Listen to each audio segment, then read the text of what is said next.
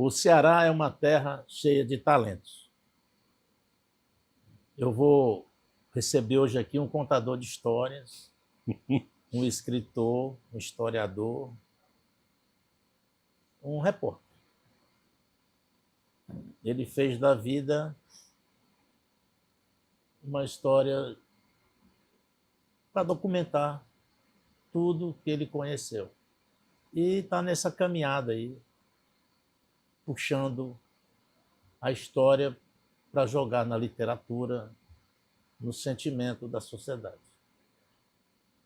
Eu me lembro que ele era repórter na Assembleia Legislativa, político, e ele nunca largou a política, apesar de ser um apaixonado pela poesia e pela literatura.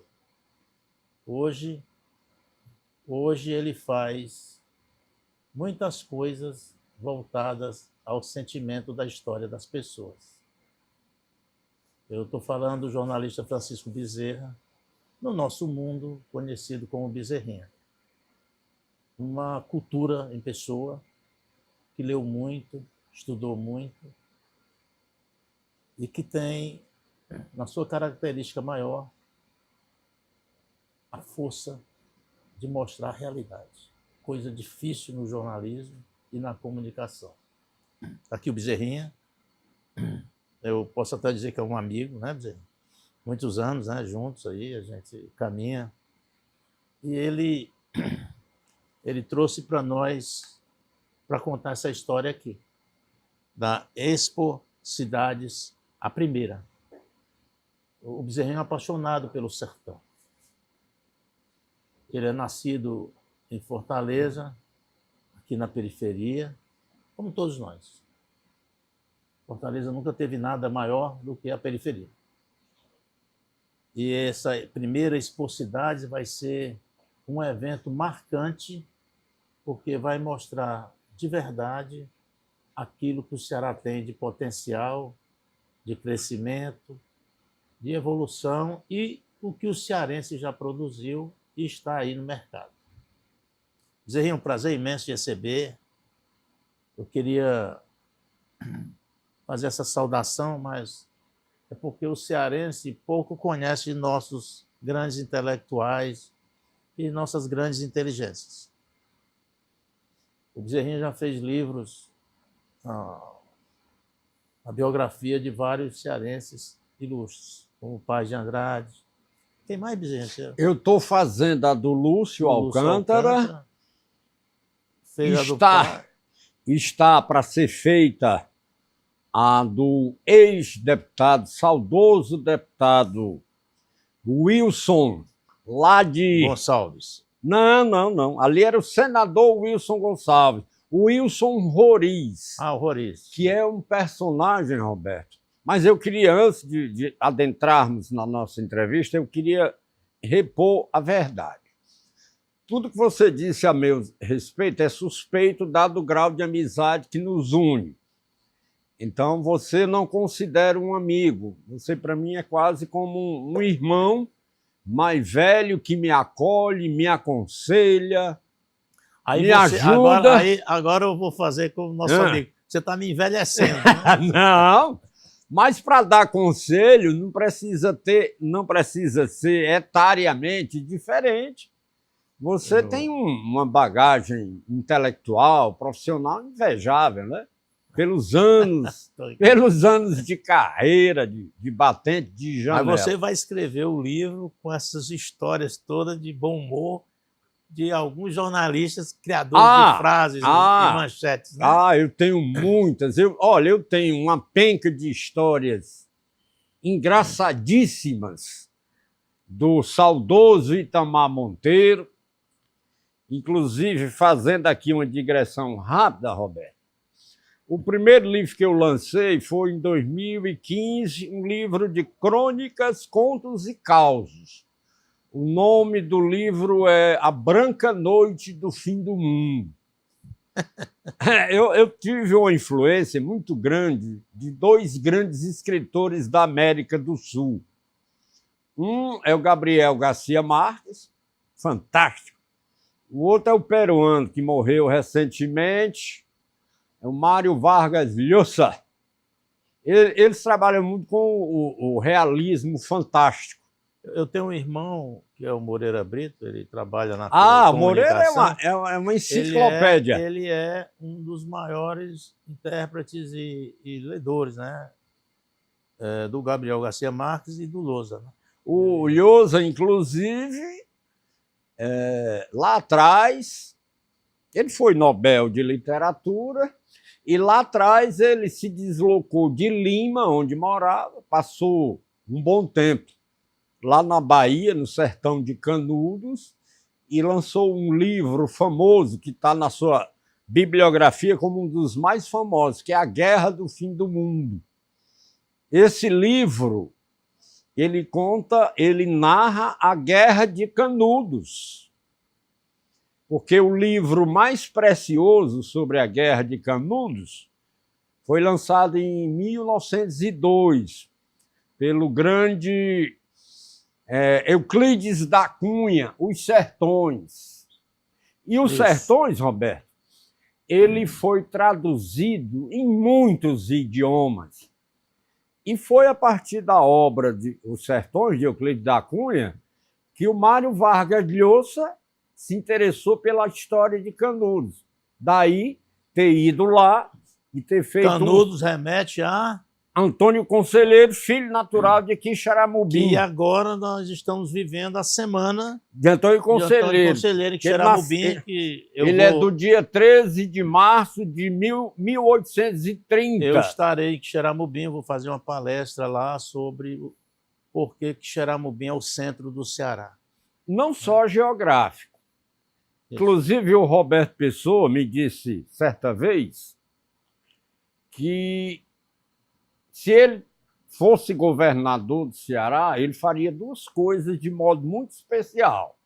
Ele disse que transferiria a Secretaria de Agricultura aqui de Fortaleza e colocaria lá em Quixeramobim.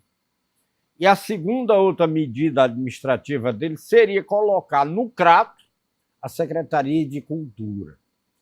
Então, lamentavelmente, o Roberto Pessoa é o governador que o Ceará não teve. Então, mas não deixa de ser uma ideia a ser copiada ou a ser analisada, né? Eu acho... Porque o Quixeramobim, Roberto, ele é o centro geográfico do Ceará. Ele é o epicentro. Qualquer lugar do estado que você vá se deslocar... É como se fosse Brasília, né? Pronto. É mais próximo de todos os estados. Né? Pronto. E o Quixeramobim tem uma história maravilhosa. Me perdoe porque eu virei historiador, mas não fui para a academia. Eu sou um autodidata na questão de história. Eu tenho um irmão que é professor de história. Eu sou apaixonado por história. Pronto, aí eu vou fazer aí um parênteses, uma aspa, Gerrinha. O Ceará tem grandes personagens, né? Sim. A Jovita Feitosa, por exemplo, é uma história fantástica. Né? Eu acabei de ler o livro sobre a história dela. Ela se configurou como homem para participar da Guerra do Paraguai. Na Guerra do Paraguai. 1864 até 1870. Aí um general, a gente chama de imbecil, um general que... Enfim. Aí não deixou ela ir para a luta. Mas ela já estava, mas quando ele soube, recolheu e tirou a Jovita do exército. Aí ela veio embora para cá, e casou, e era infeliz. Né? Ela nunca conseguiu realizar... Filha de Tauá. Filha de Tauá. E ela tem até o nome da avenida aqui, Jovita Feitosa. E a continuidade da 13 de maio. Ela foi uma das primeiras pessoas a cometer suicídio por não ter conseguido atingir uma meta que seria ser militar. Essa questão de ser militar veio agora nos anos 80. Você imagina, em pleno século XIX, uma mulher militar era algo inimaginável. E aí o que acontece? A Jovita... O Roberto Pessoa... Só um pois não, fique à vontade. O Roberto Pessoa até falou aqui dessa questão do machismo, né? Que é uma coisa cultural que só Cultural e estrutural. que só a nova educação, as crianças de hoje é que no futuro vão ter uma noção exata de como é que convive com as mulheres, né? Ele acha que essa geração é perdida. Mas Eu pode acho- continuar aí. Não, eu acho o seguinte, começando do começo, quando você falou que o Ceará tem grandes personagens... Eu vou terminar. Né? Pois não. Patativa, Ah, né? Roberto, Raquel de Queiroz, o pai do romance brasileiro é cearense, José de Alencar. José de Alencar. O primeiro grande artista, um artista erudito, é um cearense, Alberto Nepomuceno. Isso. Um homem que ultrapassou os limites, as fronteiras do Ceará e do Brasil. Ele, ao lado de Vila Lobos e de Carlos Gomes, são os três grandes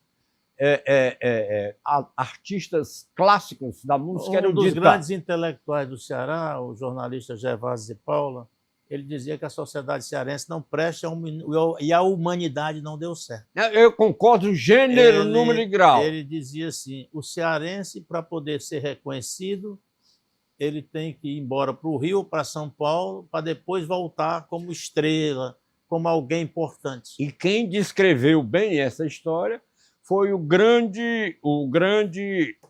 poeta publicitário Augusto Pontes. Augusto Pontes, frasista também, né? Frasista. Ele compôs aquela música que fez muito sucesso na voz do Ednardo. Amanhã se der o carneiro, vou-me embora daqui pro Rio, as coisas vêm de lá. Ou seja, só vence quem se desloca do eixo central, econômico, cultural, histórico, que é o eixo Rio-São Paulo. Mas, assim, o Ceará, por exemplo, eu comecei com Zé de Alencar. O pai da historiografia nacional é outro cearense, filho de Maranguape, que nasceu no distrito de Columinjuba, chamado Capistrano de Abreu. E quem descobriu o Capistrano de Abreu, ainda um adolescente, foi o José de Alencar. Conheceu lá na casa dele e percebeu que estava diante de um gênio. Aí o Zé de Alencar disse para o pai dele, eu vou levar esse garoto para o Rio de Janeiro. Aí levou. Aí ele completou os estudos lá no Rio de Janeiro e começou logo a trabalhar em um dos jornais cariocas. Aí, em 1877, morre José de Alencar.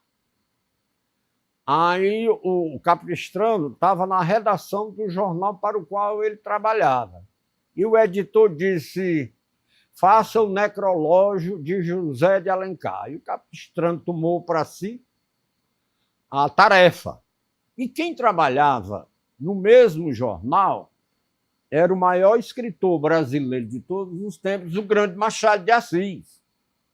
Porque o Machado de Assis, Roberto, ele era discípulo do José de Alencar.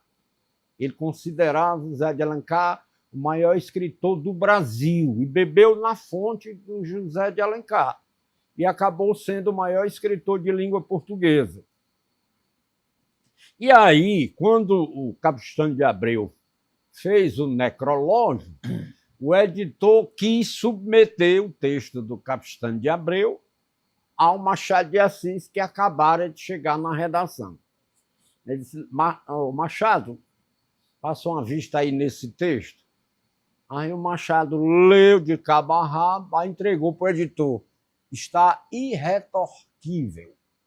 Capistrano de Abreu, que é o pai da historiografia nacional, falava, sei lá... Aliás, a gente manda aqui uma saudação ao prefeito de Maranguape, que está preservando a casa, Isso. o sítiozinho onde ele morava, né? E a família dele mora lá, ele ainda mantém o Capistrano lá, a sua tradição. E Maranguape sempre rende homenagem a duas pessoas, né? O Chico Anísio Chico e Anísio. o Capistrano. São os Chico dois Anísio, filhos mais ínclitos. É. É o Chico Anísio e o nosso Capistrano de Abreu. Capistrano de Abreu, Roberto, ensinou no Colégio Dom Pedro, primeiro lá no Rio de Janeiro, que era o grau máximo que o intelectual podia chegar, enquanto professor lá no Rio, era ser professor do Colégio Dom Pedro. Então, outro personagem magnífico. A gente fez essa viagemzinha pelo sertão, Bezerra, para a gente chegar aqui na primeira Expocidades, uma feira de negócios, de cultura e cearensidade.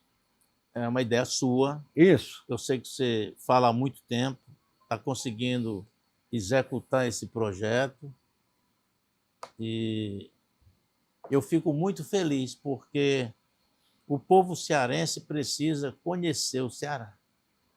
O povo nordestino precisa conhecer o Nordeste e o povo brasileiro conhecer o Brasil. Eu fiz uma crítica dia desses ao perceber que mais de 1,5 milhão de brasileiros foram para a Europa, para a América do Sul, para a Ásia, África, enfim, gastar dinheiro para não ver nada.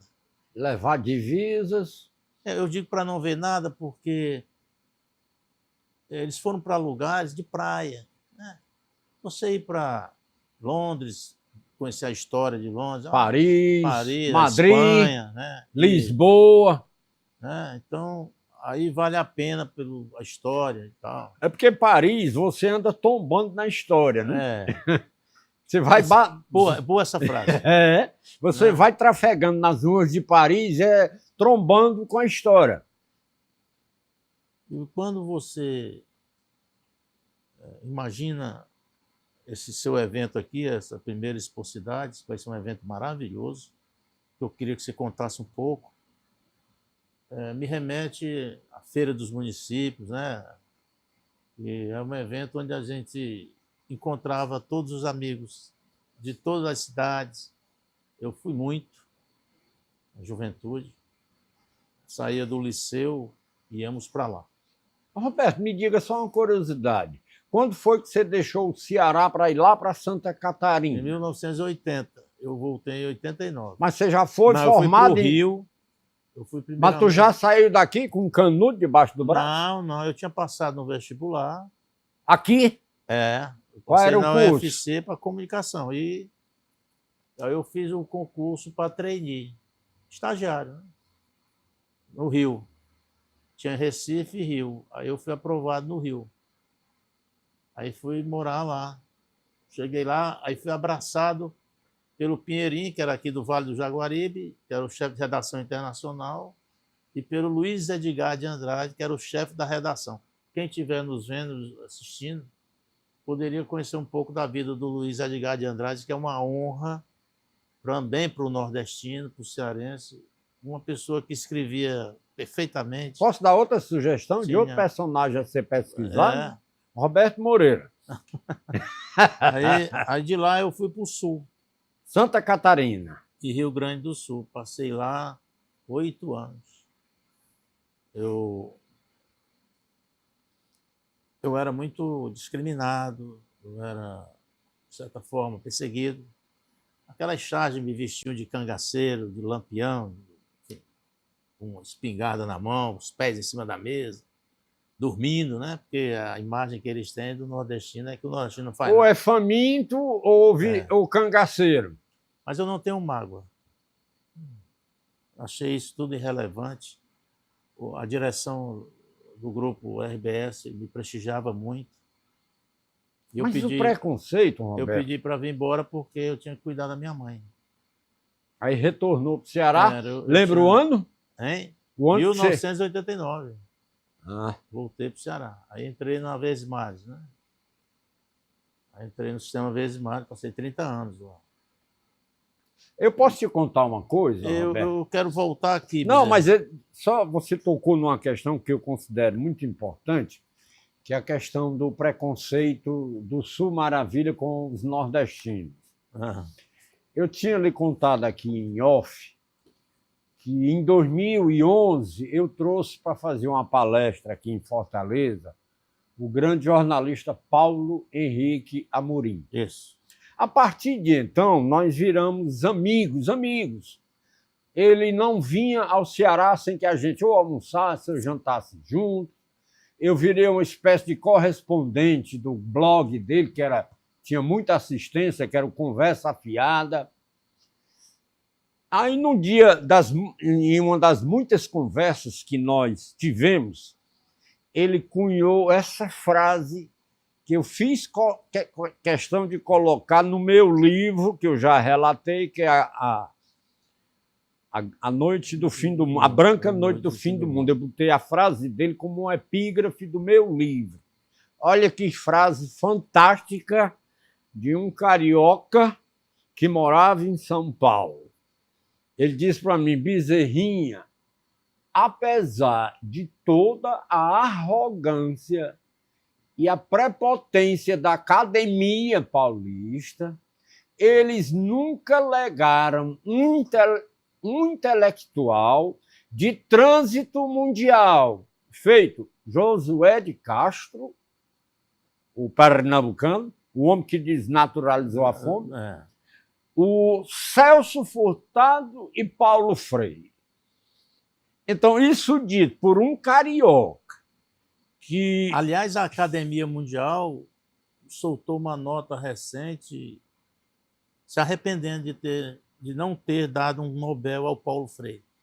Olha, aqui foram indicados para Nobel o Josué de Castro, Paulo Freire, o grande Dom Helder Câmara e... Eu falei Josué, não falei? Falou. Pronto. Então foram 3 nomes da intelectualidade nordestina. O Dom Helder não foi Nobel da Paz porque os governos militares agiram politicamente para que ele não recebesse esse laurel, essa comenda. Porque o Dom Helder era perseguido pelo regime era militar. Comunista. Como o Bispo Vermelho.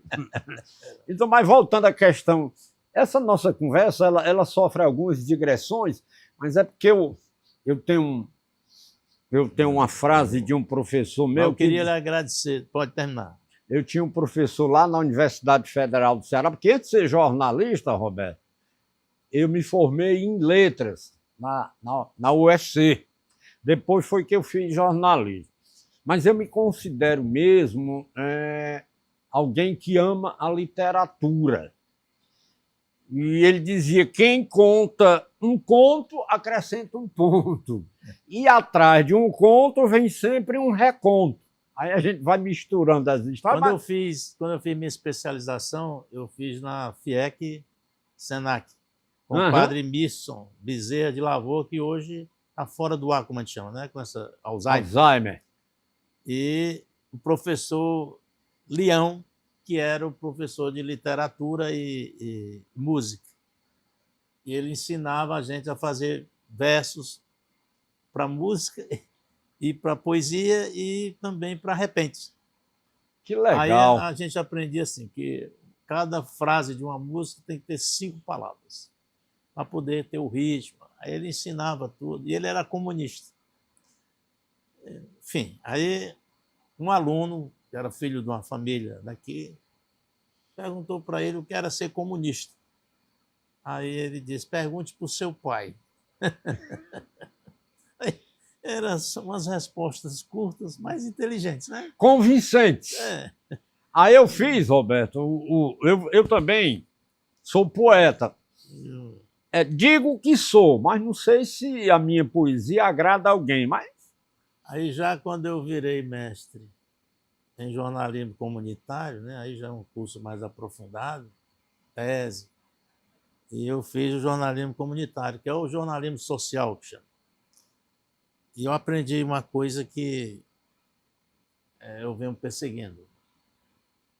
Eu torço por uma sociedade melhor. Em todos os campos, eu acho que a literatura seria o grande caminho, não só a escola, Mas a literatura seria o grande caminho para mudar as pessoas. Eu virei, Roberto, também, além de historiador, eu virei hoje um especialista em biografia. Isso. Eu só leio hoje biografia. Na minha casa, na minha biblioteca, eu tenho biografia que vai de Churchill até Zé Limeira.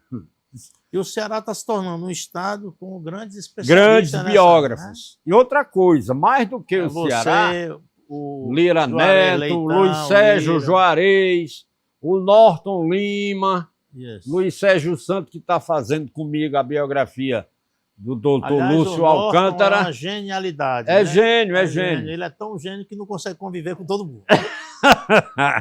É um gênio de difícil convivência. É. Mas então, essa ideia, porque na realidade a primeira Expocidades, ela é um resgate. Por que é um resgate? E um resgate sócio-histórico-cultural. A Expocidades. A Expocidades. Expocidades. A Expoes é uma feira que surgiu em 1954 pela Associação Cearense de Criadores. E por muitos anos era feita... Pode jogar no lixo. Joga aí no lixo. Ele está fazendo parte aqui do nosso processo. Vai falando, gente. Aí, por muitos anos, ficou sempre na mão da classe produtora campesina, tá? E a partir de determinado momento, ela se instalou na sede da Secretaria de Agricultura, ali na Bezerra de Menezes. E o governo passou, então, a apoiar. Então, a Expoes existe desde 1954. No primeiro ano de mandato do governador César Caos, 1971, o governo juntou, dentro do mesmo balaio, lá no Parque de Exposição, na Bezerra de Menezes, ele ampliou a Expoes e a Expoes passou a fazer parte da Feira dos Municípios. Ele ampliou por quê? Porque a Expoes é só uma feira agropecuária para os produtores rurais. Hoje, por exemplo, eles ampliaram o alcance, porque a Expoes ela também é do setor produtivo, tanto do setor agrícola quanto do setor industrial. Aí o César Caos, em muito bom tempo, pegou essa feira de agricultura, agropecuária, colocou dentro da Feira dos Municípios. O Parque de Exposições. Sim, né? porque essa Feira dos Municípios ela era uma feira social, cultural, histórica, de entretenimento e uma feira, Roberto, da fraternidade do cearense. O reencontro. Né? O reencontro. Eu sou metido também a compositor, e eu fiz o hino da Expocidades. E o Roberto gostou, todo mundo aprovou. Eu fiz uma letra que é um resgate, que eu não podia fazer uma letra em que eu fosse citar 184 cidades. Então, viraria tipo uma triste partida do Patativa, que dá 13 minutos de música. Aí o que é que eu fiz? Eu tirei as cidades e resgatei todos os personagens importantes do Ceará, na letra da música que eu fiz. Eu falei justamente sobre os personagens do Ceará por causa da música. Pronto, a música, que é o hino da Expocidades. Então, essa Feira dos Municípios era uma festa encantadora, arrebatadora, deslumbrante. Era a maior festa do Ceará. E o que ocorre? Em 1979, no primeiro ano de mandato, do segundo mandato do Vigílio Távora, começa um período de 5 anos consecutivos de seca. nós tivemos 79, 80, 81, 82 e 83. Uma seca avassaladora. 5 anos. De sorte que eram tantas as preocupações dos órgãos governamentais em acudir o flagelo que sempre se abateu sobre o Nordeste, particularmente sobre o Ceará, que não tinha como condições materiais de realizar uma feira tão ampla. Mas a Expoeste continuou. Então, o Roberto até me pergunta, desde quando a gente não realiza uma feira dos municípios? Desde 1979. Mas por que você trocou o nome para Expocidades? Porque por uma razão muito simples. É o resgate da feira dos municípios, porque ela vem repaginada, ela vem atualizada. Em 1979, por exemplo, você não tinha o fenômeno da internet, você não tinha as redes sociais. Então, eu diria que seja uma readequação, mas com o espírito, resguardando o espírito dos pioneiros. Porque a primeira Expocidades, ela é esse resgate, ela é uma feira de negócios. Por que uma feira de negócios? Porque todos os municípios que vão ter direito a um estande, essa primeira Expocidades, ela vai ser realizada no Parque de Exposição Narciso Pessoa de Araújo, em Maracanaú. É onde o Roberto faz o São João. Ao dia 18 a 24 agora de março. E cada município, Roberto, nós vamos entregar o estande para o município vazio. Então, cada município vai decidir o que é que ele quer mostrar. As belezas naturais. E sem pagar nada? Zero, custo zero. E nós ainda estamos ofertando alimentação e hospedagem para 2 funcionários de todos os municípios que irão participar da primeira Expocidades. Então, o apoio logístico, estrutural, está todo sendo dado. E eu digo que é um evento é um evento plural, porque você tem uma feira de negócios. Lá dentro do parque, Roberto... Aqui você disse que vai ter a primeira feira estadual de ciência, tecnologia e inovação e um festival de gastronomia. Pronto. Os três principais eventos são os eventos de cultura, tá certo? Daí, nós vamos ter 7 dias de shows, entrada gratuita. Ninguém que for lá para o parque vai pagar coisíssima nenhuma. Então vai ser uma festa tipo o São João do Maracanaú, de grandeza. Digamos que seja uma festa que valoriza a cultura cearense e a cultura nordestina. Então você não pode falar Mas ao mesmo tempo é uma grande confraternização. Isso, mas você não pode falar de cultura cearense e nordestina sem falar de São João. Então, o São João está dentro dessa feira. Ok. Então, nós vamos ter a primeira feira estadual de ciência, tecnologia e inovação. Vai ser paralela à Expocidades, vai se realizar no Instituto Federal de Maracanaú. Esse festival de gastronomia, Delícias da Terra do Sol, vai ficar dentro do parque. Tá? Onde no São João ficam aquelas barracas.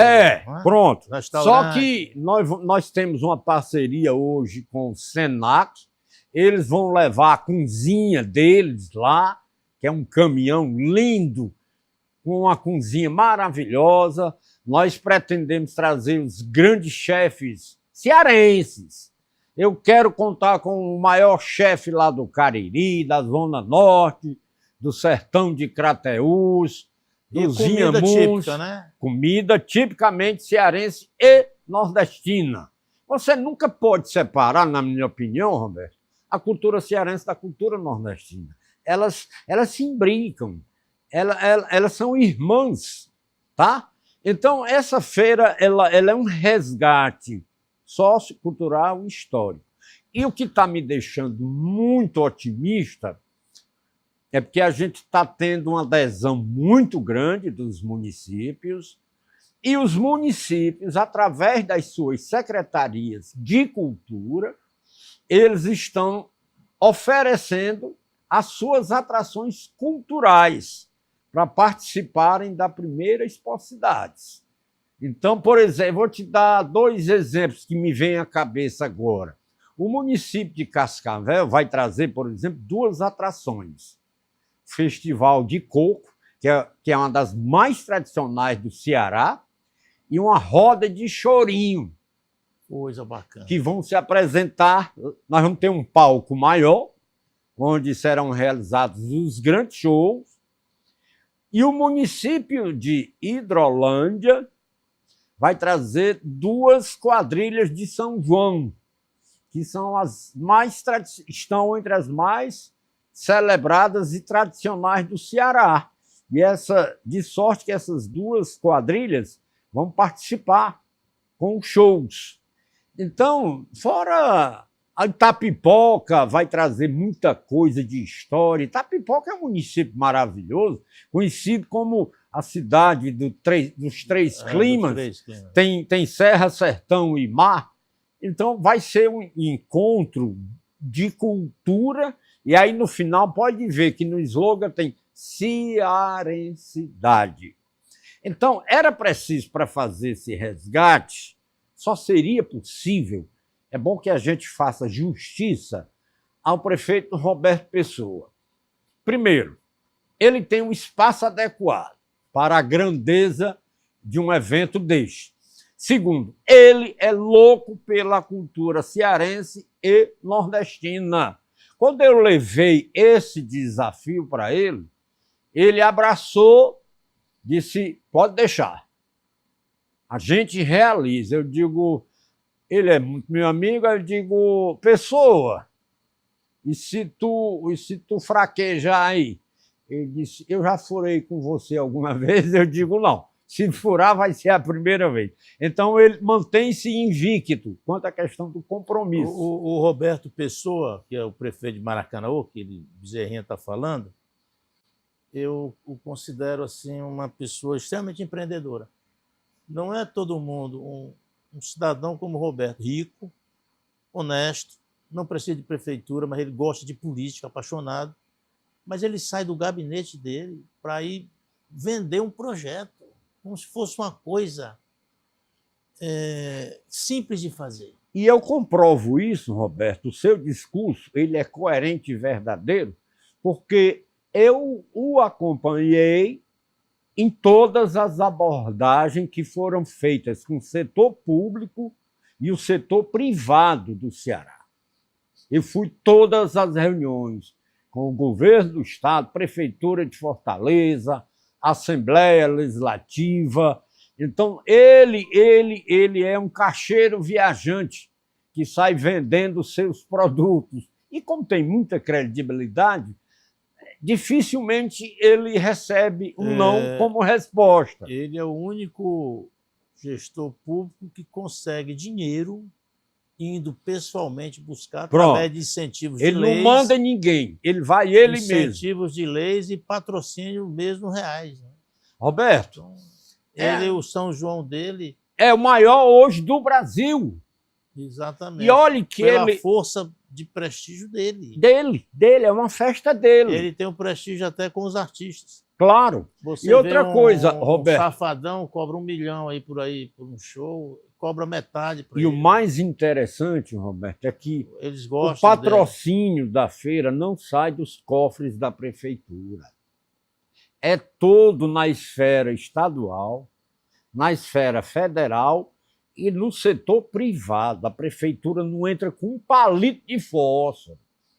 Aí essa festa hoje, que por incrível que pareça, já consegue suplantar Sempre digo o nome, a expocidade. expocidades. Mas o São João dele, que já é um case de sucesso nacional, ele consegue hoje ser maior do que duas grandes festas de São João do Nordeste, que é Campina Grande e Caruaru.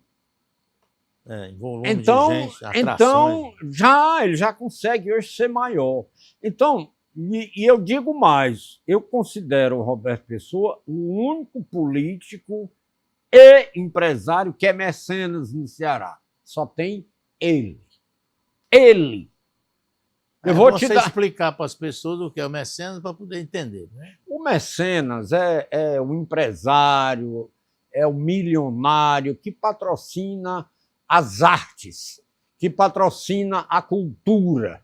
Por exemplo, no Renascimento, quem patrocinou as grandes obras de Leonardo da Vinci, Michelangelo, lá na Itália tinha uma família Médici. E essa família Médici era mecenas. Imagine que o Michelangelo, que é o maior escultor da história da humanidade, jamais teria feito as obras que fez se não tivesse o patrocínio da família Médici. Do mesmo jeito, o Leonardo da Vinci. Então, o renascentismo nasceu exatamente dessa visão arrojada da família milionária de então. E o Roberto é esse tipo de mecenas. Vou te dar um exemplo. Aquele livrão que eu fiz com a minha equipe do Padre Cícero. Maravilhoso. Aquele livro, Roberto, foi todo patrocinado nem pelo prefeito, nem pelo empresário Roberto Pessoa. O cidadão não foi CNPJ, foi CPF. E eu coordenei toda a equipe. Um livro caro, né? Caro. Bem caro, elaborado. Caro, bons caro. textos. E bilíngue, português, inglês, capa dura, todo no couchê. No couchê, e você ainda recebia uma estátua do... A estátua do meu Padim, um terço do meu Padim. Há quem considere, talvez... eu esteja sendo arrogante ou prepotente, mas não é o caso, que dizem que elogio de boca própria é vitupério. Mas, modéstia às favas, o comentário, a boca miúda e até graúda, é de que talvez seja a maior obra já feita sobre o Padre Cícero. Do ponto de vista histórico, gráfico... Eu estive no final de semana no Cariri, Bezerrinha. Eu fiquei muito triste. Eu vi que as casas comerciais novas escondem a estátua do Padre Cícero. É um tiro no pé. O aeroporto de Juazeiro foi ampliado, modernizado. Ele não tem um retrato do Padre Cícero, uma estátua, como era a tradição do comércio. Aí, depois de umas reclamações, eles colocaram um adesivo do Padre Cícero.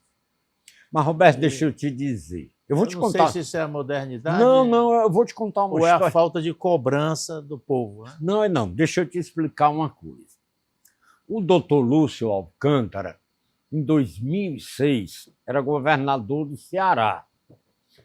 E o Roberto Pessoa, naquele ano, era prefeito de Maracanaú, e o Raimundão Gente Fina, que é o Raimundo Macedo, era o prefeito de Juazeiro.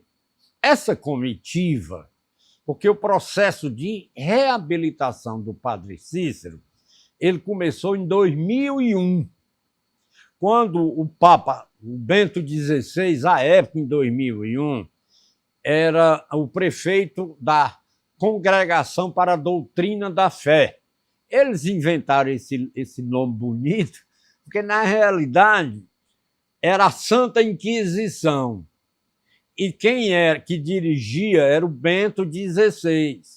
E quem tirou de uma prateleira esquecida o processo do Padre Cícero foi o Papa Bento XVI, antes de ser Papa. E ele mandou para ser arcebispo do Crato Dom Fernando Panico. E o Dom Fernando Panico veio com a missão maior de reabilitar o Padre Cícero.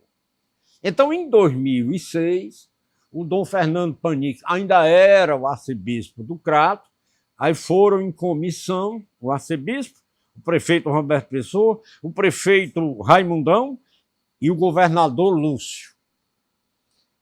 Estiveram com o Papa, que já era o Bento XVI, para, digamos assim, fazer uma solicitação. Aliás, nessa comitiva estava a jornalista Elba Aquino, que hoje Pronto, é diretora então ela pode geral falar aqui do muito mais do Opinião. que eu sobre essa visita. Exatamente. Mas o que eu sei dessa visita, eu sei muita coisa, porque como eu mergulhei nessa história do Padre Cícero, você sabia, Roberto, que o Ministério Público entrou com uma ação contra Lúcio Gonçalo de Alcântara.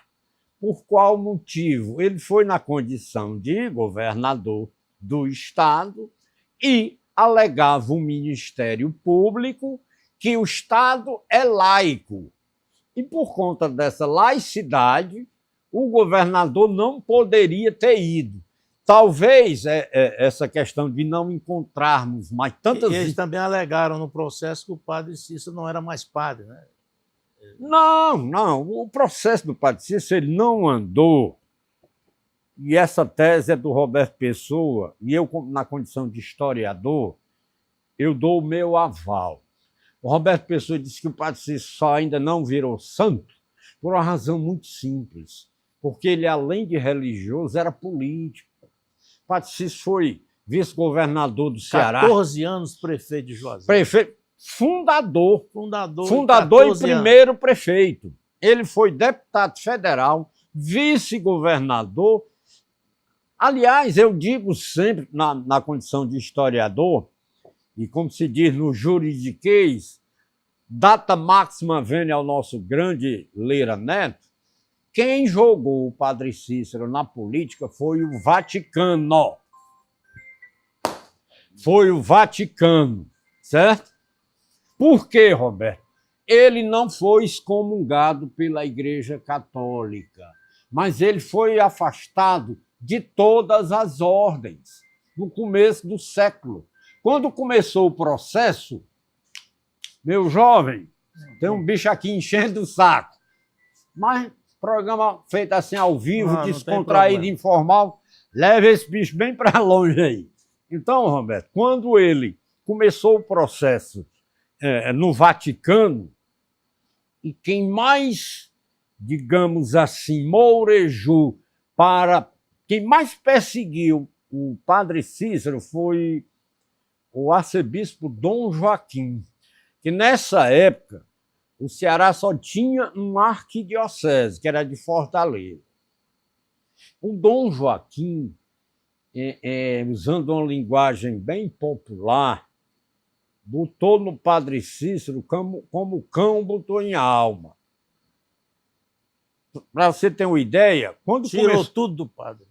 As ordens, ele ficou proibido de ministrar as missas, de dar a hóstia, a confissão, ou seja, lhe tirou as ordens, os sacramentos da Igreja Católica. Aí o que é que ele fez? Ele passou a atender as pessoas do mesmo jeito quando ainda era um sacerdote. A casa dele lá no Juazeiro, sabe como é que ele fazia, Romero? Ele ficava aqui na janela da casa dele, que dava para a rua, e formavam-se filas quilométricas. Uns pedindo auxílio financeiro, outros emprego, outros pedindo perdão, outros se confessando.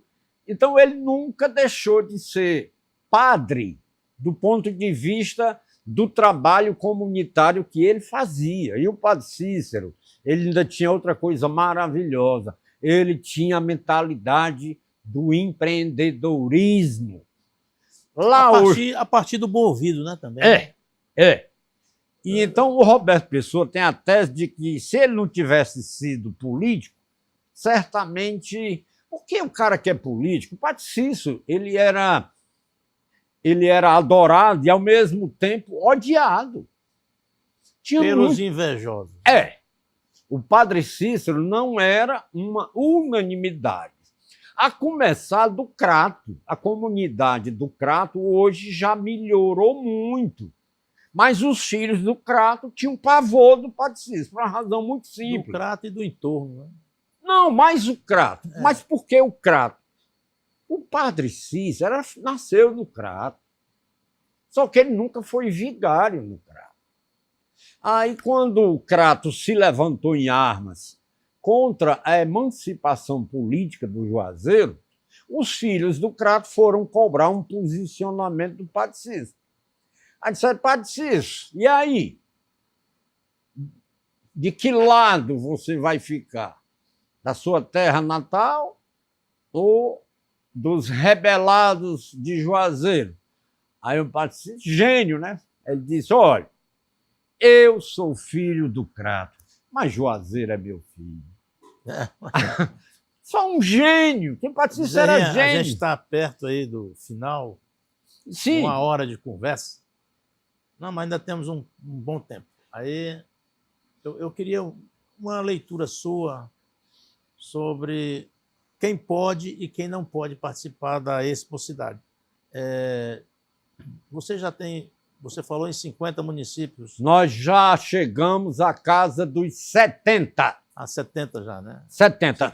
E essa primeira edição, Roberto, eu diria que é a edição piloto.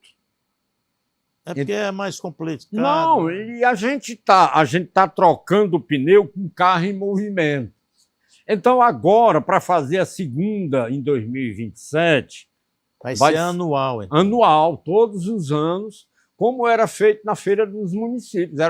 Era uma festa anual, a Feira dos Municípios. E eu acho, Roberto, porque o Brasil tem um problema cultural, político-cultural. Geralmente, os governos que sucedem os anteriores, se os anteriores forem diametralmente opostos aos novos governantes, os que estão de plantão, geralmente eles abjuram todos os projetos que foram implementados em governos anteriores. Então, criou-se aqui uma coisa de que tudo que é da época dos coronéis é ruim, é reprovável, e não é assim.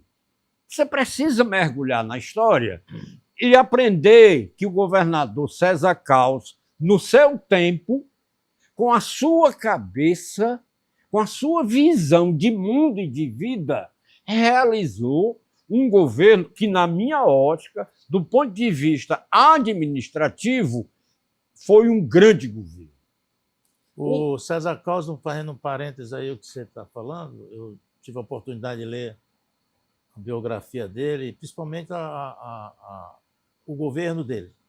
Carece ainda de uma grande biografia. Ele fez a integração do Ceará, as estradas. Ele fez a estrada da Ibiapaba, a estrada do algodão, fez a estrada da Baturité, do maciço. E ele fez a integração do Ceará. Por isso chamava governo da integração. Não, era o governo da confiança. Da confiança. Deixa eu lhe contar uma coisa interessante. O César Caos fez uma revolução. Primeiro, porque ele foi o primeiro governador a ter um slogan que era César Caos, o governo da confiança. E foi o primeiro governador cearense a criar uma logomarca. Eram 2 Cs, um dentro do outro. Essa logomarca era, quando você via de longe, você já sabia que era o governo da confiança. O César Caos implementou ações que mudaram a questão turística do Ceará. Isso. Ele criou a Encetu e esses centros, tipo Cuca, esses centros sociais urbanos aqui em Fortaleza, quem criou, Roberto, foi César Caos de Oliveira Filho. Na época do governo dele, se chamavam centros comunitários. Então, tudo que se faz hoje é uma cópia. Por exemplo, o Vigílio. O Vigílio pensou o desenvolvimento estratégico desde o primeiro governador, em 1963. Eu tive o prazer de ser amigo e vizinho do Virgílio Filho. Eu tive prazer. Ele me chamou uma vez, ele era deputado federal. Carlos Vigílio Távora. Aí o Vigílio, vou chamar de Vigilinho. Aí ele me, Roberto, eu queria te convidar para os 10 anos na favela. Que favela? Você vai saber.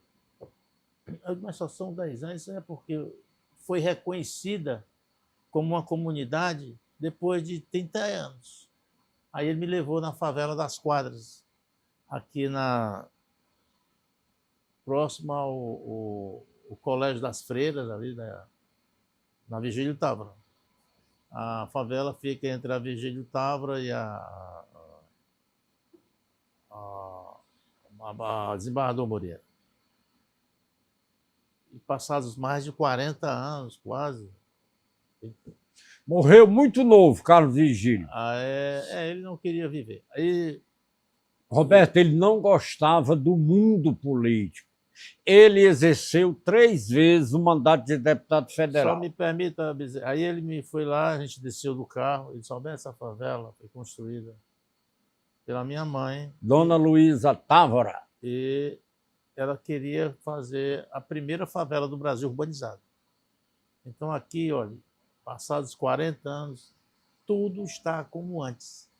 Tem drenagem, tem esgoto, tem água, tem dignidade, as casas têm 60 metros.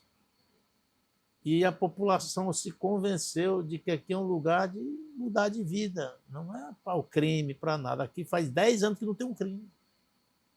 Ele contando, é por isso que completou 10 anos, ele disse. Quem criou essa história, essa política, e ficou na cultura administrativa do nosso Estado, quem inventou o planejamento estratégico foi Vigílio Fernandes Távora. Ele fez o primeiro Plameg, no primeiro mandato dele, que foi de 63 a 66. Quando ele volta para governar o Ceará em 79, ele implementa o Plameg 2. E você sabe quem foi que fez o Plameg 2 para ele? É o Gonzaga. Né? Luiz de Gonzaga da Fonseca Mota. Porque o Vigílio ele já foi indicado governador do Ceará em 78, que nessa época o governador ainda era biônico. O Geisel indicou o Vigílio para suceder o Adalto, já em 88. Aí o Vigílio, que era muito amigo do Mário Henrique Simons, que era o ministro da Fazenda do Geisel, chegou e disse: Mário, quem é que eu chamo aí para fazer o planejamento estratégico do meu segundo governo? Aí o Mário disse: rapaz, tu tem lá o Totó. Aí ele disse: menino, quem é Totó? O Vigílio não conhecia o Gonzaga Mota. Aí o Mário disse: olha, ele é professor de economia da Universidade Federal e um grande técnico do Banco do Nordeste. Aí o Vigílio, quando chega no Ceará, convida o Gonzaga para uma reunião, porque o Gonzaga Mota tinha sido um aluno brilhante do Mário Henrique Simons, lá na Fundação Getúlio Vargas.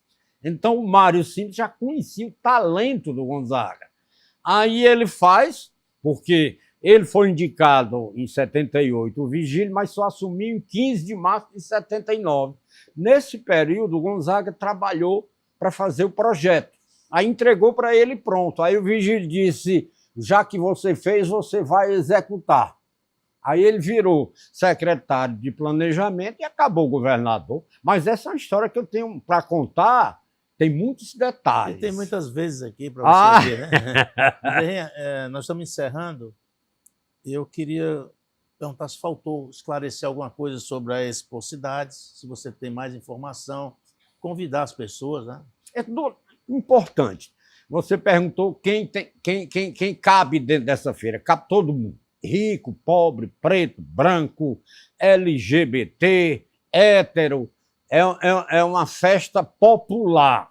Tanto é que é uma festa gratuita. Nós vamos ter 7 dias de show com entrada gratuita. Certo? Então o convite é dirigido ao povo cearense. E os prefeitos todos? Prefeitos, vereadores, os secretários de cultura, de desenvolvimento, os secretários de um modo geral, todo mundo... Qual é a data? De 18 a 24 de março. Agora, né? Por que que o encerramento é 24 de março?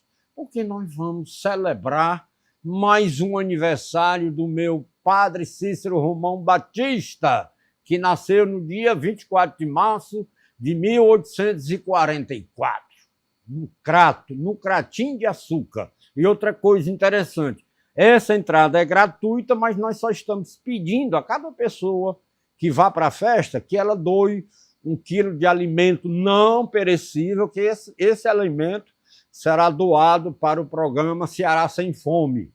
Então é a única coisa que a gente está pedindo. Que não é obrigado, é uma questão só de coração, né? Não. Uma questão de cearensidade, levar 1 quilo de arroz, de Quem feijão. quiser levar, leve. Quem não quiser também não leve. Nada vai... A entrada é 100% franca. E lhe agradecer pelo apoio do Grupo Opinião, lhe parabenizar. Eu estou aqui numa estrutura maravilhosa e você traz no seu coração, Roberto, um pouquinho do DNA do Padre Cícero, porque você é um grande empreendedor. Na área de comunicação, talvez seja um dos maiores empreendedores do Ceará.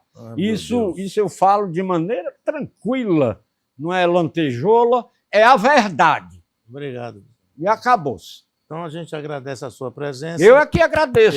De 18 a 24 de março, a Expo Cidades, que vai ser realizada em Maracanaú, no centro de eventos, parque de eventos Narciso Pessoa de Araújo. Né? O acesso é fácil, né?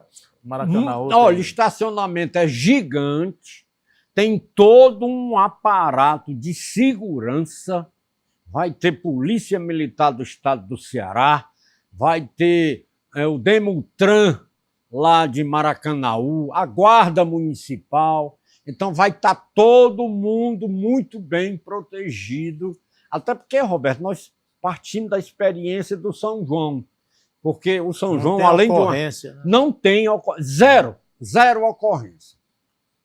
Então estão todos convidados. E agradeço penhoradamente esse espaço generoso. E nós vamos dar toda a cobertura possível. Eu acredito. Do evento antes e durante.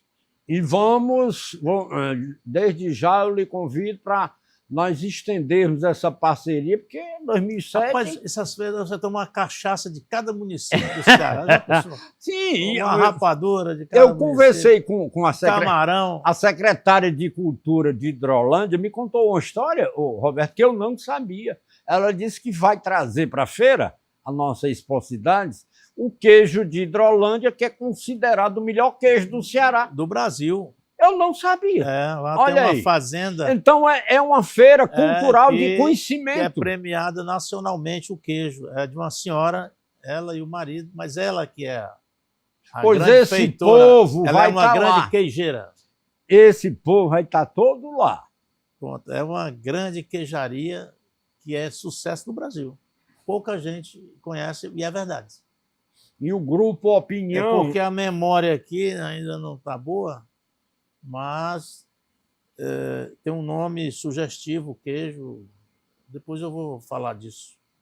E você que está aí na frente da telinha, seja na internet, no YouTube, o Grupo Opinião é cultura na veia. Obrigado, Bezerrinha. Para frente. À frente é que as malas batem. Muito obrigado.